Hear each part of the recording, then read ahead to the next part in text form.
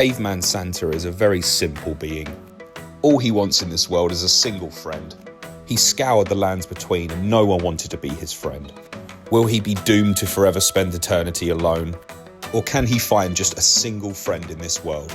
Stay tuned to find out.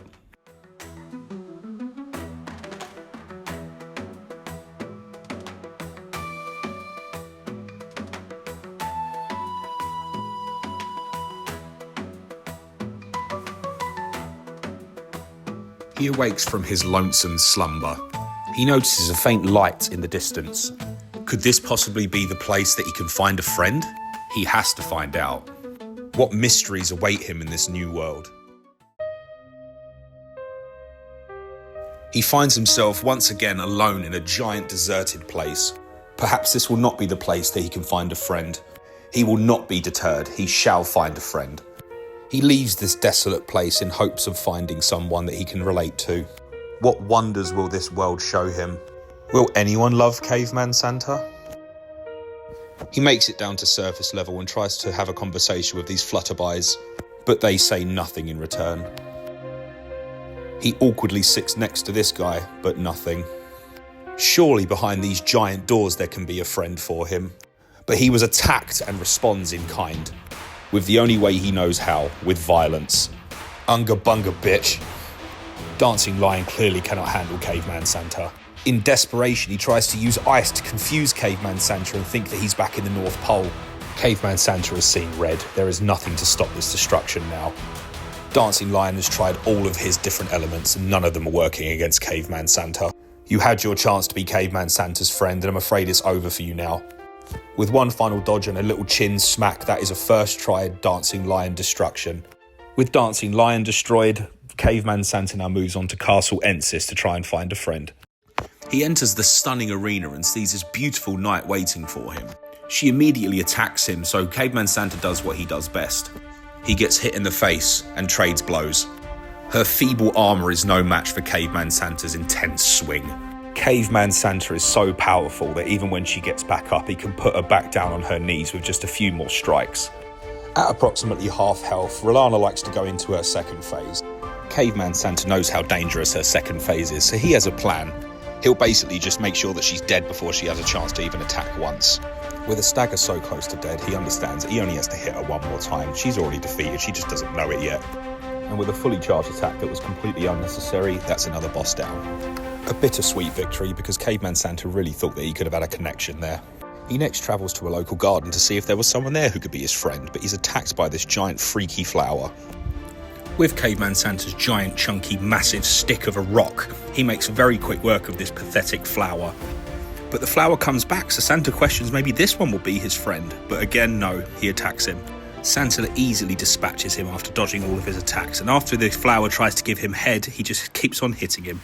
With one more cheeky backstab after getting head again, that's the second phase down. Maybe the third one will finally be his friend. But alas, once again, the third phase turns up. This is the exact same evil flower who does not want to be Santa's friend. Caveman Santa got excited because he thought this might have been a fellow anime fan where he uses Tien's solar flare attack not once or twice, but 3 times. Much like when Tien fought the second form of Cell, he was completely exhausted afterwards and Caveman Santa puts him out of his misery. Caveman Santa's gone down to ground level to try and find friends, but this time he goes even further down into the underground fissure. Since Santa is lonely, maybe there's another person who's lonely down here. He runs through and sees a happy little chappie on a horse. Will he be his friend? But once again, of course not. The putrescent knight tries his best to hit Caveman Santa, but Caveman Santa is just too unga bunga for this and just keeps on jumping in and slamming him whenever he gets the chance. Putrescent knight is quite acrobatic and Caveman Santa is quite stiff, so this is actually a very enjoyable encounter. Putrescent knight then tried something very different. Caveman Santa has never seen fire before, let alone blue fire. He's confused and doesn't know what to do, so he just heals through the pain. Santa has seen his tricks now though. He tries to use the fire as a diversion attack. But once Santa backs out of the way, he understands what he needs to do now, and all he has to do is get close to finish this fight. With another jump shot, a little cheeky roll, and then just a slam attack, that's Putrescent Knight destroyed. How dare you? Maybe Santa will not find a friend. He's searched high and low. Back at the castle, he tries sitting down with this guy again to see if he wants to have a conversation with him, but there is just no conversation with Caveman Santa, because the only words he knows are unga and bunga. Santa then finishes the Metyr storyline in hopes that maybe he could find a friend in the new family of some sorts. He sticks his head and blows in the very odd shaped. I mean, we all know this is weird, right? He runs up and wants to see if she was going to be his friend, but once again she immediately attacks him, and he's just in absolute rage now. He gets up close and personal with Metyr and just likes to do big slam attacks. After only a couple of hits, Metyr's already been staggered, but he doesn't take the riposte, he just slams the head down. And testament to the hitboxes in Elden Ring, how the hell did that not hit me? She fishes out some children from God knows where. One hit is all it takes to spawn kill these. At 60-ish% health, she's about to go into her second phase, so Santa just stands her and tanks the hit so he can get a couple of extra attacks in. Caveman Santa is easily distracted, so he sees these shiny orbs coming off the ground and gets hit by them because he doesn't know what they are. After literally nearly dying in one attack, she does her giant nuke black hole beam attack, but after surviving through it, a couple more hits puts her into another stagger mode. The fight is already over, and it didn't happen once but twice. Another very deliberate dodge, but in the middle of the fingers. She desperately tries to laser him, but as he dodges through, runs forward, it is one hit away. She rises up in the air again, but not this time. There are clearly no friends to be had down here, so he allows her to fall through into the black hole, and he carries on. Up next, he hears a guy crying in the back of a Midra's manse. He checks if he's okay, and he is immediately pounced on. All Caveman Santa wants is a friend, so he absolutely caves this guy's skull in. The last thing you want to do is annoy Caveman Santa, and that is exactly what Metyr has done. He gets behind him at the start with just 2 charged attacks. He staggers him. He hits him with a visceral attack, and he's already taken away a big chunk of his health. As he stands up, Caveman Santa charges another big attack. After dodging a couple, his posture is already nearly broken, but with one more big slam, his posture is broken again.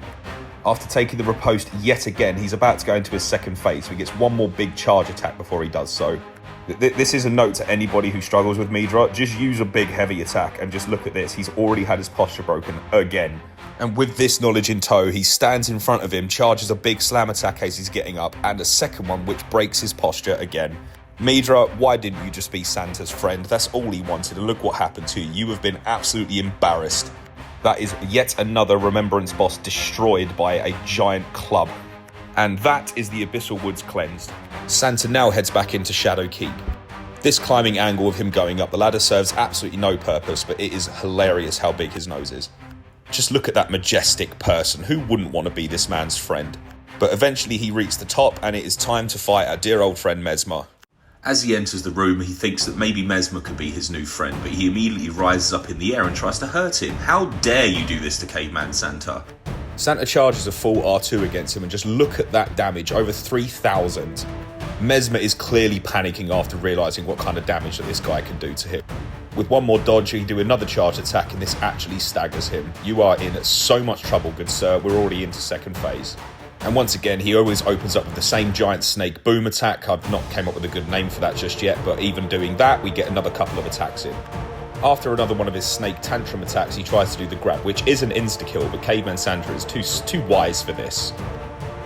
With another couple of really well-timed dodges and even a really cool-looking jump attack, Messmer's onto a one-shot. Caveman Santa swings his club, and that is Messmer destroyed. Too late to try and be my friend. Now you can curse Marika all you want. We have the means to burn the ceiling trees, so all that's left to do now is to make our way to Romina. Romina is weak to fire, and with this troll hammer it has fire attached to it. We go into this fight very confident there's not going to be much of a problem at all. The key to fighting Romina is to just stay close to her, and then you can always get some charged attacks when she misses with her spear. And with a jumping attack, we either get another little cheeky hit in beforehand, and we take the riposte. That's her at half health already. Actually less than half health, she's being destroyed. Santa admittedly gets a bit greedy and nearly gets rotted for it, but he gets out just in time. Santa runs from the area of effect from the butterflies, then heals back up to full. Bring it on, Romina. Romina has clearly learned that if she stays close to Caveman Santa, she's going to be destroyed, so she tries to do more of her flutterby attacks. Even at one point, she landed from her flutterby attack and went straight into another one. Caveman Santa just keeps on the pressure and just closes the gap and always gets hits on whenever he can. She's only a couple of hits away from death now, so she does her rise up into the air and attempted slam attack, but that allows Caveman Santa to get a full charged R2, which staggers her. The fight is done. And what a finish that is. She didn't just die, she really died in pain. With Romina destroyed, we burn the ceiling tree and make our way up into Enis. But before we do that, Santa tries one more time to try and start a conversation with this guy again. He asks him if he likes weather, and there is no response whatsoever. There is clearly no friendship to be had with this guy. He's just chilling and probably a bit depressed, so Santa leaves him to it. He makes his way through Inner Illim and eventually gets to the Divine Staircase, and he walks in to face Radahn. Santa is very, very confident with fighting Radahn now. Santa likes to fight up and close, which is also what Radahn likes to do. The problem is this makes him a little bit lackluster, and we take some very silly hits just trying to trade with him. The rule against Radahn is do not be greedy, but unfortunately Caveman Santa is not exactly the highest IQ character. Much like every fight in Elden Ring, wait for him to finish his combo and get a little attack in, that's all you need to do. But again, Santa, no smart. The second phase is where the fun begins, to quote Anakin. We always love to see his attempted grab attack because it gives you a free shot afterwards, and we even staggered him. There shall be no mercy from Caveman Santa. He wanted to be your friend, and you chose Miquella over Caveman Santa, Radahn. And even though you were dead and didn't really have a choice in the matter, that is no damn excuse. Caveman Santa is very, very angry. Radahn and Miquella try all of their tricks to try and put Santa into the ground, but it's just not going to work. Santa knows that you can dodge the Metyr attack followed by his slams, where he does 4 phantom ones followed by a 5th real one and then a giant slam. Santa takes a misstep and allows Radahn to grab him. But wait, what is this that Miquella is promising? Is this friendship? Maybe Miquella was the friend that Santa has been looking for all along. Santa waits with a bated breath to see maybe the violence is over. But no, Radahn immediately tries to attack him straight away, so he snaps out of it very, very quickly. Radahn has to try and get away from Santa, so he does his cool little light dash attack. With him quite literally backed up into a corner, Radahn then tries his ultimate Metyr attack. Now Santa, much like the dinosaurs, didn't know what this giant thing was that was glowing in the sky coming towards him. So his immediate reaction is to try and get right into the centre of it. But once again, it's just Radahn, not a friend. Radahn has tried absolutely everything, so he now tries his little flamboyant Zorro attacks. Caveman Santa easily dodges all of these and goes for the finishing move and misses. He takes a couple of whacks as punishment, but once this combo is over, so is Radahn. With the final attack dodge, we do one final charge attack into Radahn's spine. If you didn't want to be Santa's friend, you could have just said you didn't need to hold him up and lie like that. Santa realised that the Realm of Shadow has not got a friend for him. He begrudgingly makes his way back to the top of the jagged peak to go back to the lands between. There was more of a chance for friends there. Surely there's not some horrible giant dragon waiting for him up there or something. He runs in the arena to try and find the teleporter, but his way out is now blocked by a giant one-legged dragon. Santa knows that this is the final battle. Bayle is a giant and powerful monster. A fitting final battle for Caveman Santa. With victory here, he will be able to return to the Santaverse. Using his giant Unga Bunga club, a couple of hits puts him into a staggered state. Caveman Santa casually walks over to him and crushes his head as hard as he can. And as a matter of panic, Bayle goes into his second phase almost immediately, not even at half health yet. The good thing about the opening attack that Bayle does in his second phase is that it always follows the same pattern. After the fireballs, you have to be patient and wait for him to land, and as he skids towards you, then you can dodge through it. Santa does this with absolute ease and then just teases him into doing his grab attack again so he can get more headshots. But Bayle unleashes his most powerful attack, it only half health, his Kamehameha attack. Caveman Santa would not be deterred, not even by a move as powerful as this. As his Unga Bunga nature always states, he gets a little bit too close and gets hit by the nuke attack. Is that all you've got though, Bayle? 'Tis but a scratch. Bayle then impersonates a Taylor Swift song and it makes Santa retreat for a second. With some careful positioning and then some final dodge to get through his fire attack, we're back onto the assault. He tries his slam nuke attack again, but Santa is too smart for him this time and gets out of the way just in time. Bayle was practically finished at this point, and with one final tail jump, we hit him in the head and that is Bayle destroyed. Santa has cleansed the Realm of Shadow and didn't find a single friend except for that one guy who might have been depressed. We bid farewell to Caveman Santa, but the Santaverse has got a very, very nasty one lined up next time, just you wait.